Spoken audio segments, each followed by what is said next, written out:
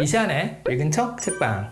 안녕하세요. 성신여대 겸임 교수이자 비즈니스, 테크, 인문 쪽으로 글을 쓰고 있는 작가 이시안입니다. 출판계에는요, 정말 엄청난 작품이 하나 있습니다.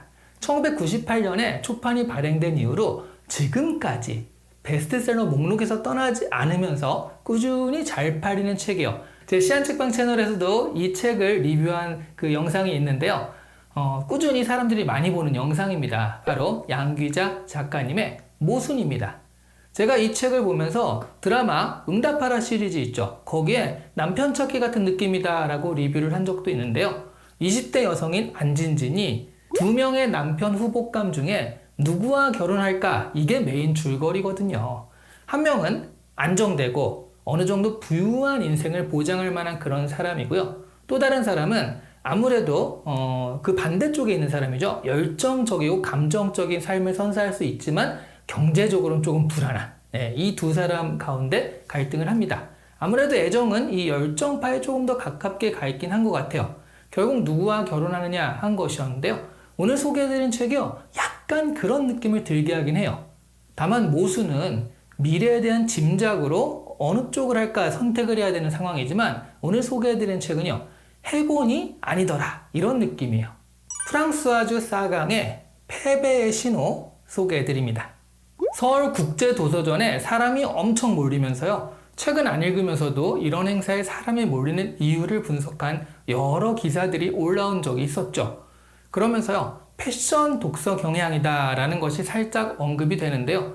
책 읽는 모습을 SNS로 공유하고 자랑하고 싶은 욕망이라는 것이죠. 책 자체가 아니라 책 읽는 모습이 컨텐츠가 된다라는 것인데, 그것이 옳고 그르냐 뭐 이런 걸 떠나서 그렇게라도 책을 접하게 된다면 좋은 것 아니냐, 뭐 이런 의견도 상당히 많습니다. 그런 측면에서 보면요, 오늘 소개해드린 책은 너무 예쁘거든요. 보시면 이게 그래서 SNS에 올려서 공유하기에 최적입니다. 이 녹색광선이란 출판사에서 나온 책들은요, 대부분 이렇게 예쁜데요, 패브릭 질감이거든요. 그리고 딱 이렇게 한 손에 잡기도 좋고요. 그리고 이렇게 앞에 보면 사진이 하나 가운데 딱 박혀 있는 게요, 꼭 디자인서 같은 느낌이에요. 여기서 나온 책들은 인스타그래머블하다 라는 것으로도 굉장히 유명하죠. 이 책 패배의 신호의 줄거리는요, 프랑스와즈 사강의 다른 책들처럼 삼각관계 혹은 사각관계가 얽혀있는 통속곡 스타일입니다. 주인공인 루실과 앙투아는 30살 정도의 청년들인데요, 각자 나이 많은 애인을 가지고 있습니다. 루실은 20살 정도 연상인 부유한 신사 샤를과 동거를 하며 지내고 있었고요. 앙투아는 그보다 10살 많은 사교계의 권력자인 디안의 애인이었어요. 루실은 별다른 한 일이 없었고, 앙투아는 출판사의 편집자로 그다지 큰 돈은 벌지 못했지만, 둘은요, 부유한 애인들 덕분에 파리 사교계를 즐기는 인생을 살고 있었습니다. 이 두 명은 사교계 생활을 무료해하고 있었거든요. 그러던 어느 날 둘이 한 파티장에서 만나 웃음을 공유하다가 점점 사랑과 쾌락에 빠져들게 됩니다.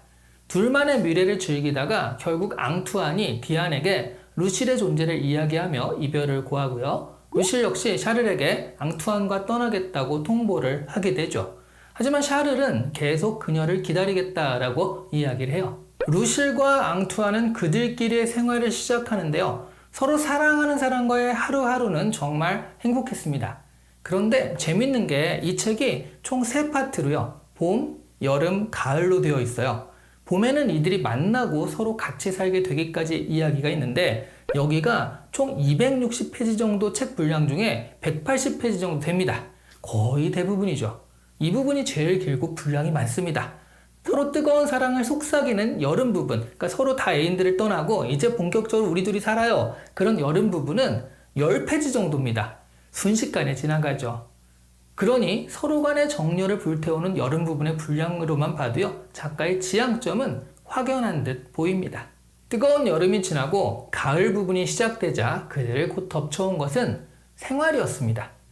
루실은 선천적으로 일하는 것을 싫어했고요, 앙투안이 버는 벌이는 빤했거든요. 앙투안은 루실을 일하게 하려고 일자리도 소개해줬지만 루실은 불과 보름 만에 뛰쳐나옵니다. 이러한 어긋남들이 조금씩 반복이 되면서 쌓여요. 그러다가 루실이 큰 어려움을 겪게 되었는데요, 그것의 해결에 루실의 옛 연인 샤를의 도움을 받게 됩니다. 루실이 샤를에게 연락을 하거든요.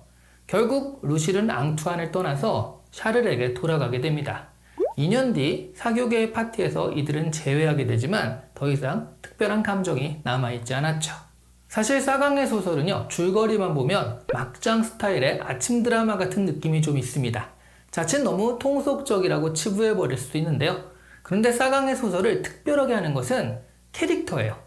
캐릭터들이 느끼는 감정과 그 변화, 생각의 깊이, 감성 이런 것들을 따라가다 보면 어느새 책에 푹 빠져들게 됩니다. 그래서 상당히 문학적이다라는 느낌이 들기도 하고요. 그리고 인생의 어느 한 부분에서 한 번쯤은 생각해 보았을 만한 문제에 대해서 이야기를 하거든요. 주인공들이. 그 주인공들의 말에 공감을 하기도 합니다. 프랑스와즈 사강의 소설들은 행복하게 끝나는 법이 많지 않습니다. 사강은 신문기자와의 인터뷰에서 자신은 사랑을 믿지 않는다라고 하면서 사랑의 유효기간은 2년에서 3년 정도라고 말한 적이 있습니다. 사랑을 믿지 않기 때문에 사강의 소설의 주인공들은 사랑해서 행복했다라고 하는 사람들은 거의 없거든요.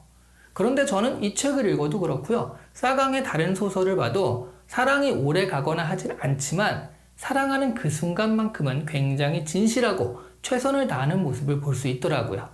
그러니까 사강은 사랑을 믿지 않는다고는 하지만 역설적으로 그녀가 주장한 유효기간 3년 있죠. 이 3년간의 사랑에 빠지는 기간에는 누구보다 사랑에 눈멀고 모든 것을 걸고 헌신하는 사랑을 지향하는 사람이 아닐까 그런 생각이 들었어요. 그 순간만큼은 사랑을 정말 믿는 거죠. 그런 것을 소설에 쓰니까 사랑하는 순간의 강렬함과 진정성만큼이나 사랑이라는 파도가 빠진 뒤에 드러난 앙상한 현실이라는 갯벌이 더욱 대비가 되는 것이 아닐까 싶습니다. 이 책을 보면 결국 루실은요, 부유하고 안정적이면서 언제나 자신을 지지해주고 도와주는 샤르를 택하게 되는데요. 강렬한 사랑을 이미 경험하고 그 강렬함이 오히려 일상적인 현실에는 독이 됨을 경험해본 뒤에 하는 선택이기 때문에 일견 수긍되는 면이 있습니다. 강렬함과 재미를 추구하는 인생은 살다 보면 마냥 그런 도파민이 흘러나오는 나날이 지속될 수 있는 것은 아니기 때문에 불행할 수 있습니다. 가끔의 일탈, 약간의 재미 등이 있어서 인생이 재미있고 흥미로운 것이지 늘 흥미로움을 추구하는 인생은 오히려 일상을 매우 불행하게 할 수도 있겠다라는 생각이 드는 독서였습니다. 오늘 이 시간에 읽은 첫 책방은 프랑스와즈 사강의 패배의 신호였습니다. 책의 내용도 흥미롭지만요. 일단 이 책, 이 표지를 가지고 커피숍에서 이렇게 사진을 찍으면요. 정말 인스타그래머블한 사진이 나오거든요. 독서하는 맛도 좋지만 독서하는 멋도 느끼게 하는 책이었습니다. 감사합니다.